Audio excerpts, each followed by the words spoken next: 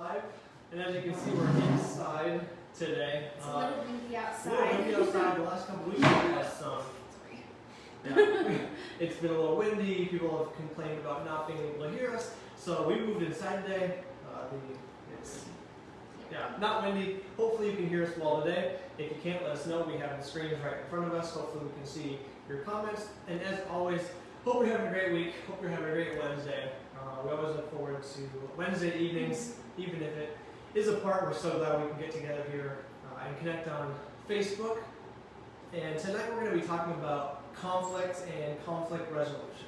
What happens when we get into conflict? How do we deal with that? How do we respond to conflict? How do we resolve that conflict? Especially during this time with the coronavirus, a lot of us having to stay at home. There may be a lot of conflict at our house, whether it's with our parents or our siblings, or maybe you're a parent or an adult watching this, you might have conflict with your kids or your spouse, maybe your significant other, whoever it may be. We all have conflict, and it may be just more amplified during this time, because we have to be together like all the time. I think now it's starting to open up a little bit now. So we're going to be looking into a lot of scriptures today. We're going to start off with a few biblical examples of families, a couple brothers and sisters, a couple, a nephew and his uncle, and we're going to see how they deal with conflicts. What did they do? We're going to see there was family conflict in the Bible. There's still family conflict today. And then we're going to be going through a lot of separate scriptures that let us know how should we respond, how should we act, what should we say in response to dim down and to put out the fire of the conflicts that we get into. So the first question is, what is conflict? And so the definitions is to come into disagreement, be contradictory or in opposition, to clash. It's a fight, a battle, a struggle, a controversy, a quarrel. All of these things, these are all definitions of conflict. When I went into the dictionary, was what is the definition of conflict? So all of those things. And so disagreements can cause conflicts.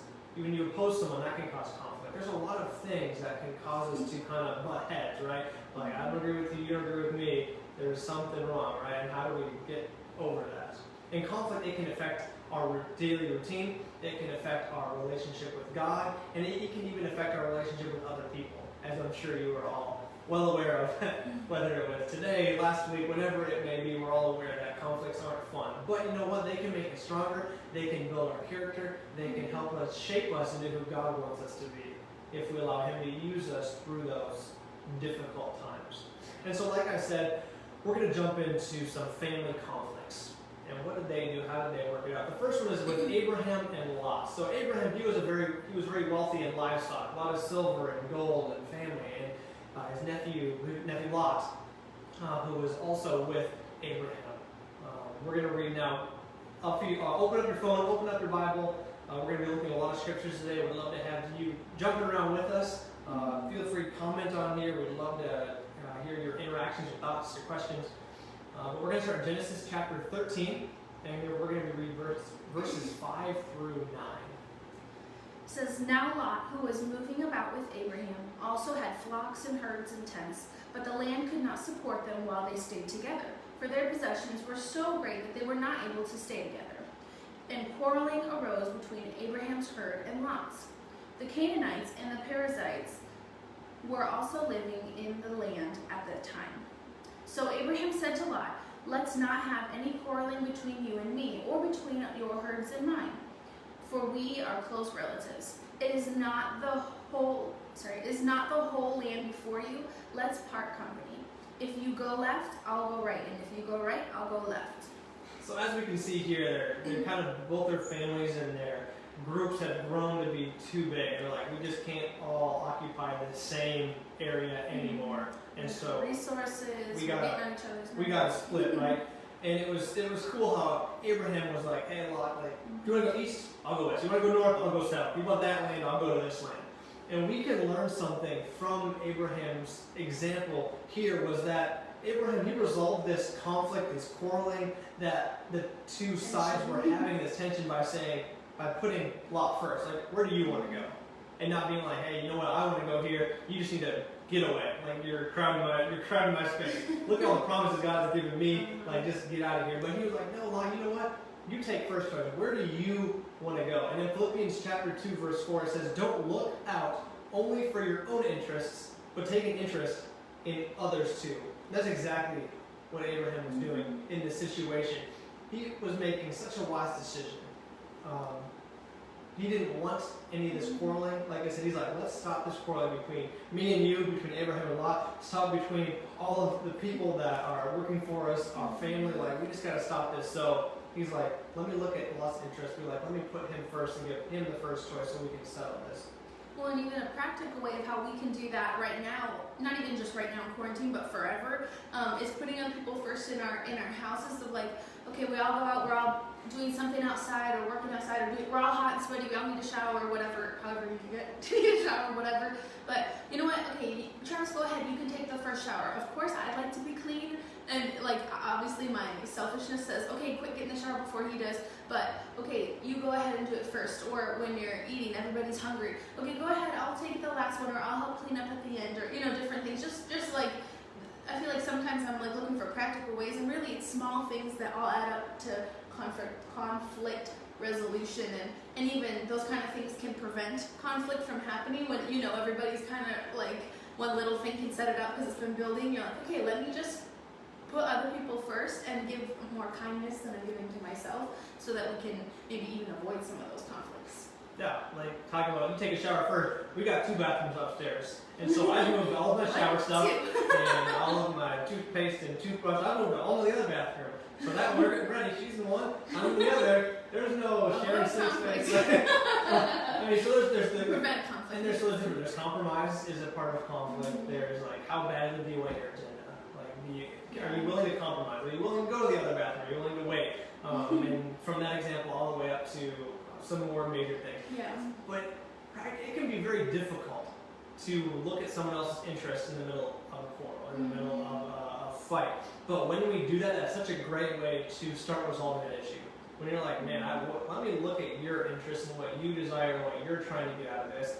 And when we start doing that and stop looking at our own agenda, then the issue will be so much more likely resolved, and the other person will realize where you're coming from. Like, wow, they care about me, they love me, they're trying to understand me. They're trying to not Yeah. just, but push my buttons.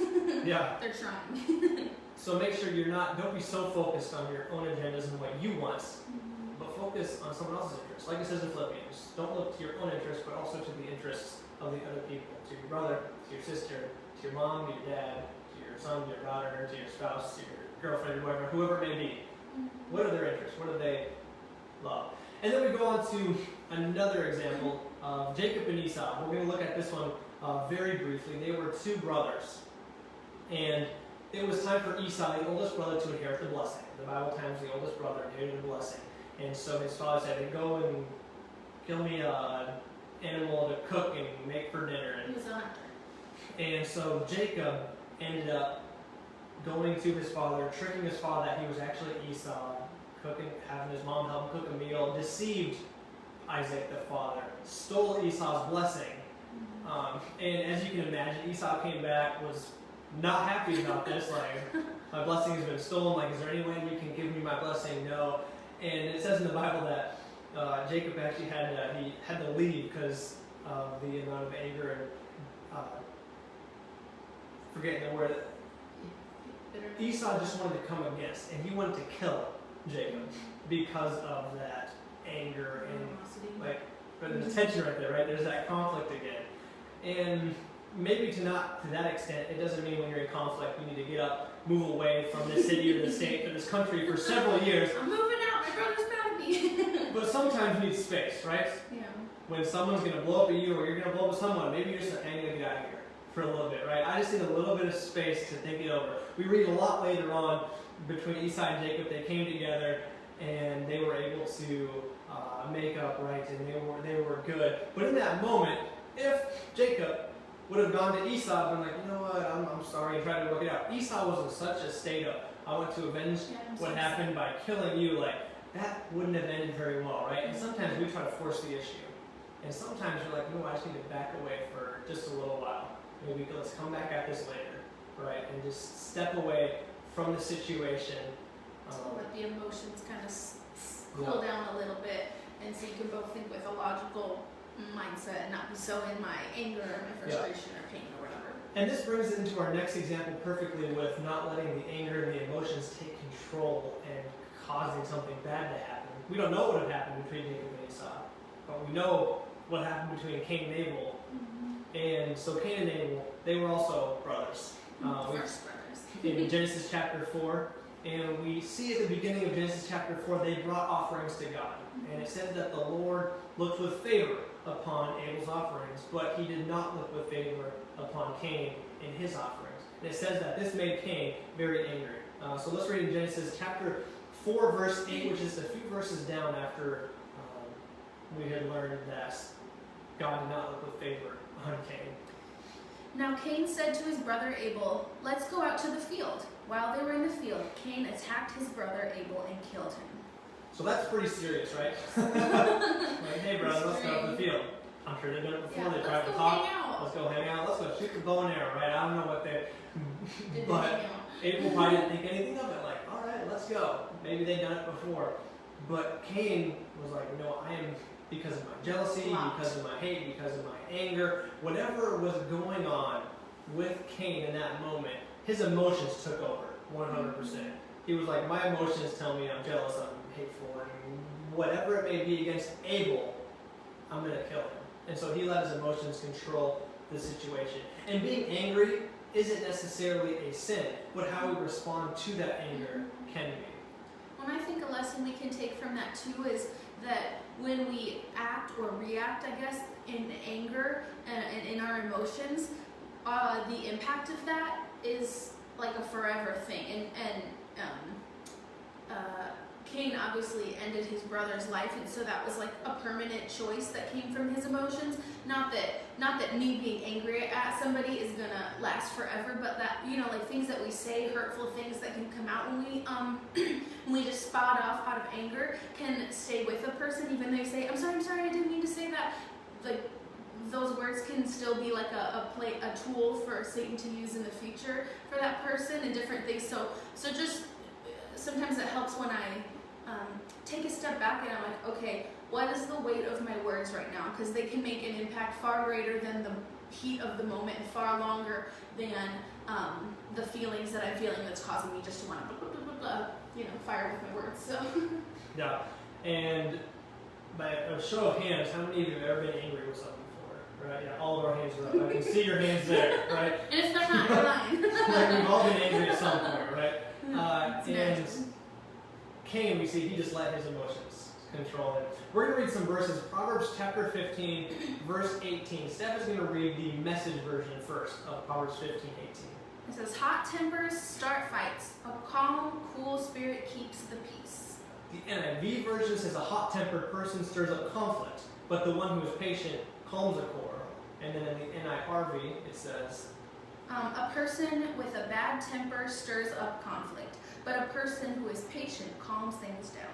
so we can see, I love getting some different versions and different ideas of this. So Phrasings, yeah. different phrasings, hot-tempered, bad temper, right? That's what we generally get. Like, just a hot temper. I think of the movie Inside Out with like the rage guy.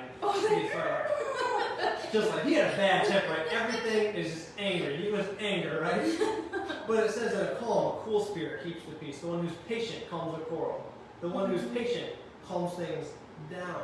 And so when we don't know how to control our anger, when we don't know how to control that temper, it just makes things worse. It just blows up the conflict.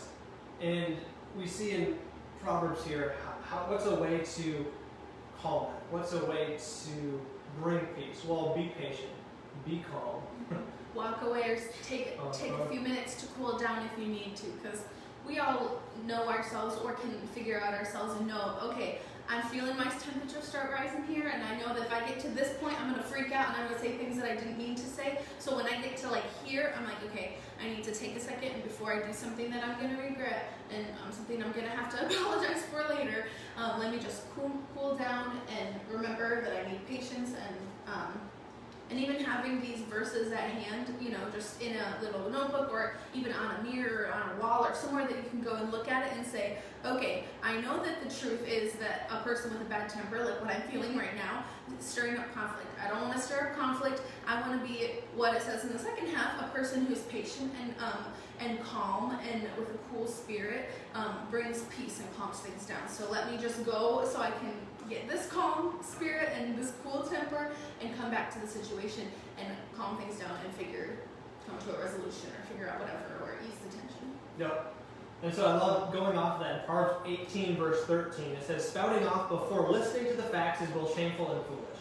Don't answer or react from your emotions. Stop and listen. So if you want to resolve a conflict, you need to listen, right? Really stop. Like, stop, right? Don't stop.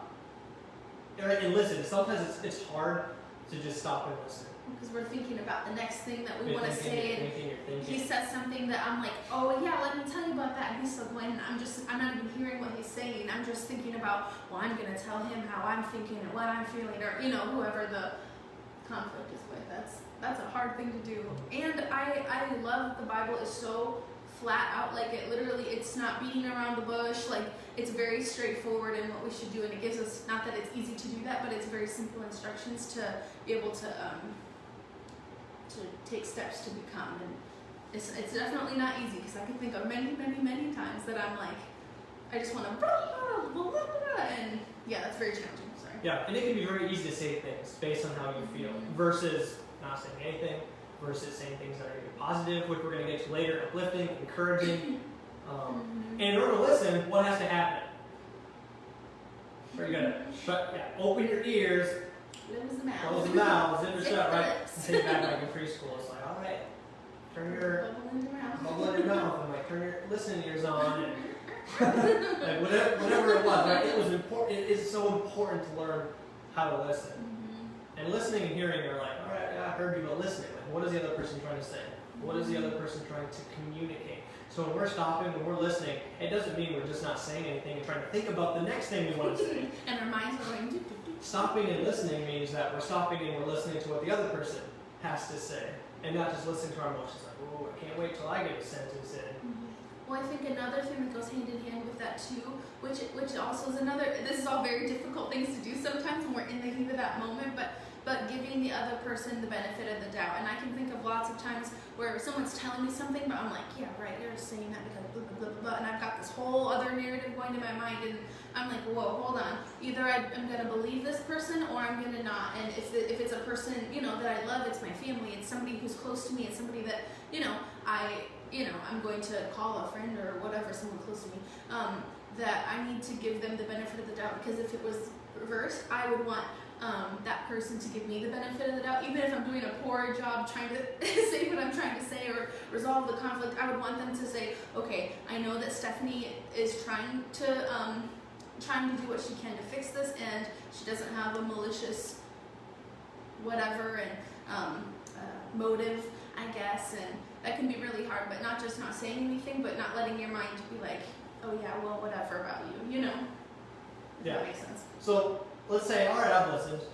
How do you respond? How do you answer someone in that disagreement? In Proverbs chapter 15, Steph's going to read the NLT version first. A message answers. Sorry, nope. That's not what I'm saying. Nope, I just made that up. Oh my goodness. A gentle answer deflects anger, but harsh words make tempers flare. Yeah. Proverbs 15, when the message says a gentle response diffuses anger, but a sharp tongue kindles a temper fire. So don't respond to anger with anger. Don't respond to hurtful words with hurtful words, right? It says that a gentle answer, it turns away. It deflects, it diffuses. I think of the movies where they have to diffuse the bomb, like. Oh. Right. Which wire? Which wire? Sorry, I'm thinking which wire. Okay, am I gonna cut the wire of make the explosion go off, and I'm gonna choose anger, or I'm gonna pick the correct wire of a gentle word instead of what my emotions and what my natural human sinful flesh wants to do, which is spout off in anger, but I need to choose the right wire that I know is the right one to cut and diffuse the situation, which is a calm word, a gentle answer. Yeah, like which wire do you get? Cut gentle answer, cut harsh word, like, oh, I don't know. Like, no, which wire is which? Like, harsh word is the red wire, gentle answer is the blue wire. If Like, it was a bomb, you'd know exactly which one to do. And really, conflict can kind of be like a bomb because it has obviously there's potential for an explosion, and then there's what's it called, like what's the stuff that comes from a bomb? shrapnel? Yeah, I guess like there's like residual effects from the bomb, you know, and from anger and from things that you say in anger when there's an explosion. There's also residual effects that will go into potentially other situations or other relationships or other, you know, depending on what it is. But that's such a good analogy that I think we just stumbled into. But yeah. And it talks about fire, right? If you think about a campfire when you're camping, when you put sticks on a fire, the fire keeps going. When you say mean things in a quarrel, it can keep the anger or the quarrel going, right? And so when we're trying to put out a fire, we're putting like water on it, right? All right, get out, right? And so in a quarrel, in a conflict, we got to make sure we're doing things that aren't going to keep it going. Like I said, don't say hurtful things just because someone said hurtful things to you. Don't respond in anger to someone being angry. Respond gently. Respond the way God would you respond. And that comes down, ask God for wisdom. Be smart. If you have to walk away for a few minutes, just use wisdom in conflict. And that's so important. And it says, I don't have the verse in front of me, but you can ask God for wisdom. It says in the Bible that when you ask Him for wisdom, He'll give you wisdom. It's that simple. It's not like you go searching for it. Be like, God, give me wisdom to deal with conflict. It's going to give you wisdom to deal with conflicts. And it may be hard in the moment, yeah, it's going to be difficult, you're not going to be perfect, but when we continue to grow and learn and ask God for that wisdom, He'll help us each and every time, and that's where our character builds, and that's where our attitude towards people feeling like they're coming against us, feel like they're attacking us, even though, alright, you know what, I know they're not. I know they're not trying to hurt my feelings, I know they're not trying to come against me, we're just discussing a difference here. And so we can have peace, we can have love, we can have understanding in the middle of that. In Ephesians chapter 4, sorry, I remember what I was going to say.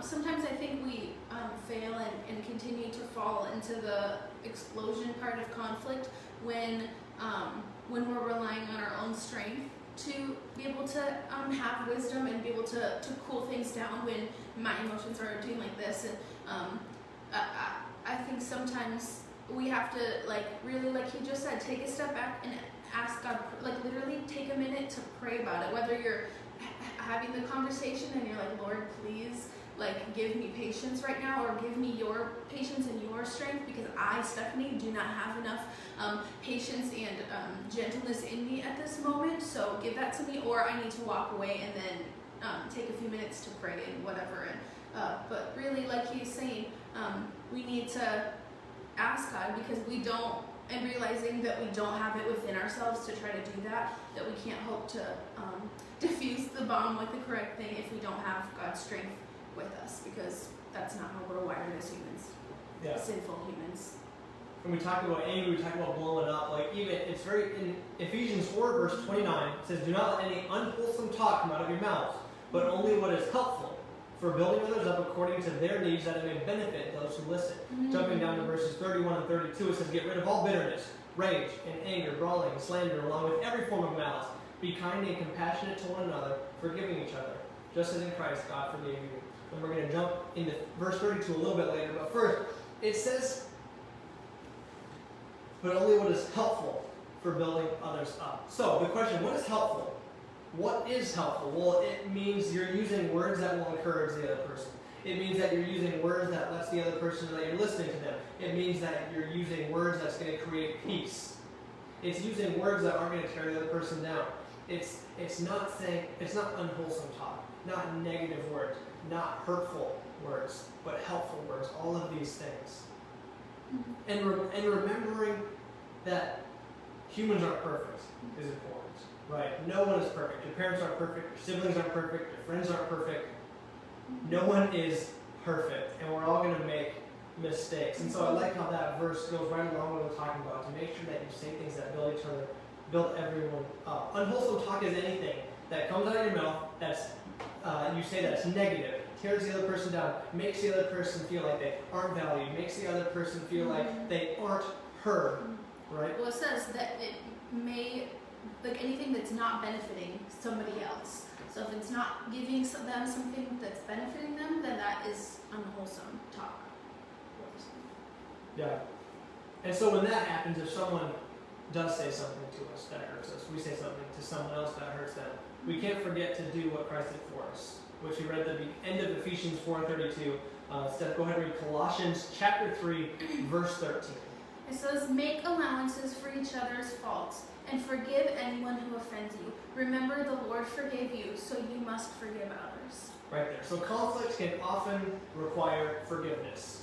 Right. Conflict can often require forgiveness. And we can't expect everyone to live up to the expectations that we may have placed on them. Like, man, I never expected them to be mean to me like that. I never expected them to hurt my feelings like that. Right? We mess up. We're people. We say things that we don't even realize are going to hurt someone else. But they do. And if you're the other person that's getting hurt, you're like, man, why are you always trying to hurt me? Why are you always saying such mean things to me? The other person is like, that's not my intention. That's not what I'm trying to do. It's just the communication, it's the conflict, it's the butting heads, seeing things differently. And so that's where forgiveness comes into play. That's where understanding and love comes into play. Like, I know you love me, I know you care about me. And and if you ask for forgiveness, give forgiveness, because Christ forgave you. When it says in the Bible, forgive somebody, and how many times should I forgive them? 70 times 7 or something like that. But basically it was just saying like a huge number. Like, it's not like, well, this person's done this 5 times and I'm really sick and tired of it. Like, I think I'm done with my forgiveness. They've ran out. Like, no forgiving them. And I guess if it's talking about a friend or somebody, if somebody keeps repeatedly hurting you and they have no intention of changing, you still should forgive them, but that doesn't necessarily mean you need to be close with them. And if it's somebody in your family, you obviously can't just be like, yep, I'm moving out because my sister's like making me so mad, I'm done forgiving her or whatever. You can't do that, but if it's, you know, a friend or somebody, forgiving somebody is not the same as allowing them to continue to hurt you over and over again. And that's a whole other subject. We can get into that. If you have questions, let us know. But forgiveness is something that we should always do, because unforgiveness, like when we don't forgive somebody and we choose to hold on to that bitterness, it's like drinking poison but expecting the other person to die. Like, it's not doing anything but harming ourselves. And sometimes we wish that, oh, I'm not going to forgive Travis because I'm going to give him a cold shoulder because blah, blah, blah, blah, blah. Then, I mean, yeah, I guess he's my husband, so it would make him sad, but really the one, I never would, but I could cut him out of my life and go, okay, I'm never going to speak to you again, and I just forget all about you. But really, if I still have that unforgiveness in my heart, he'll eventually, I guess, move on and be happy and find whatever if he chooses forgiveness. But if I don't, I'm going to literally be left with that always and eating away at me always. So I think forgiveness. Yeah. Sure. And so it says to in Colossians there, make allowance for each other's faults. So when we make room in our lives, almost in preparation, like, you know what, not everyone's going to say everything that's going to please me. Not everyone's going to make me always happy all the time, right? When we make allowance, like I said right there in Colossians, when we make allowance for each other's faults and forgive anyone who offends you, then our response to conflicts, our response to our parents, to our siblings, can come from a place of grace and forgiveness and love and understanding. And so we won't respond to hurtful words with hurtful words. We'll respond to hurtful words with love. We'll respond to anger with gentleness and love and forgiveness and understanding. In Romans 12:18 it says, do all that you can to live in peace with everyone. Right? Some of the scriptures that we read today, a good amount of scriptures, but they're not, they can be difficult to follow, but they're pretty straightforward, right? Yeah. Like simple, Romans, but not easy necessarily. Yeah. Romans 12:18, do all that you can to live in peace with everyone. And that's hard, right? And it says do all that you can, right? But man, when we have God coming with us, He helps us do more than we can by ourselves. So if you're like, I want to deal with conflict better, then invite God into your life. Man, I want to not get angry so much. Invite God into your anger issue. Man, I keep saying hurtful things. Invite God into the places of your hurtful words. Wherever you're struggling, invite God in to that place in your life. Be like, God, invite Him into every place. But sometimes there's the times like, God, this specific issue, I need you to come and help me with this, with this, with this. And then when we do all we can with all that He can, man, that's a good combo right there. When I also like that it says do everything that you can because, or that I can, everything that I can do, because sometimes I think of like not that everybody works in customer service, but something like that where somebody's coming at me and it's not my fault and I didn't do anything. They're just frustrated and they're taking it out on me. And sometimes I'm like, okay, and my natural will be like, okay, well listen here, Linda, like you're not gonna be yelling at me like that, whatever. I want to get like defensive and attacking, but if I'm not responsible for what somebody else does to me, I can't control that, but I can control what I do in response to their anger. And I mean, we're kind of talking about that in general, but sometimes I think it's like, well, like I get in my mind or hear other people and it's like, well, as long as they're being kind to me, then I'll be kind to them. Like as long as you forgive me, I'll forgive you, or as long as, but anybody else's actions and actions, I guess, we're not accountable for those, but at the end of our life, we're accountable for our actions, and we're gonna have to face God, the one who forgave us for everything, and we're gonna have to account for that and how we respond and react to people, and I mean that's at the grand scheme of things. But even day to day, like I was saying earlier, my actions will bring me consequences, and if I choose to live in anger and bitterness, then that's how my life is going to be, and that doesn't affect anybody else. Just like if somebody else is going to choose to be angry and bitter at me, I don't have to let that seep into my life and become what controls me or what my reactions are based off of. Yeah. And so when conflict does come up, just a quick overview of everything that we've looked at. Remember, put others' interests first, right? Other people ahead of yourselves. Don't let anger control how you respond. Don't respond based on your emotions. Be patient, be gentle, respond with words that are going to encourage, that are going to build other people up. Forgive, just like Christ forgave us, and love other people, just like Christ has loved us. So, and that's the biggest thing. Love people, forgive people, because Christ loved us and He forgave us, and He wants a relationship with us. And so, in your conflict, maybe you're having a tough time dealing with some family right now. Just love them. What are they interested in? Do something special for them. Show them you care about them. I bet that'll just change the atmosphere of that relationship, of your home, of whatever it may be. So love others, forgive others. What are their interests? Put them first. Put them first tomorrow. Do something. But we're going to close out in prayer. Would you like to pray for us? Sure, or should I do what everybody does? Yeah. If I don't look at you, it won't get called. No, I will. God, thank you so much for allowing us to gather, even if it is online and via Facebook.